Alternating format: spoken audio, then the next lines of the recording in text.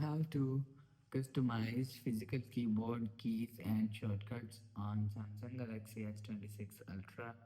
Let's start the video. First of all, go to App Library. Here, click on Settings app. Now in Setting, scroll down, and click on General Management.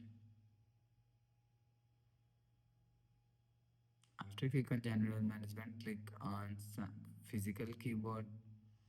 After click on Physical Keyboard, click on Customize Key. After click on Customize Key, click on Caps Lock. So you will see change caps lock from here. Control F6 and click on App Shortcuts, and you will see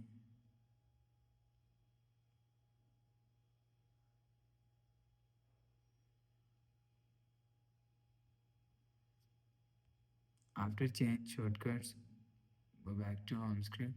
So that's how you can customize physical keyboard keys and shortcuts on Samsung Galaxy S26 Ultra. If you like the video, please subscribe. Thanks for watching.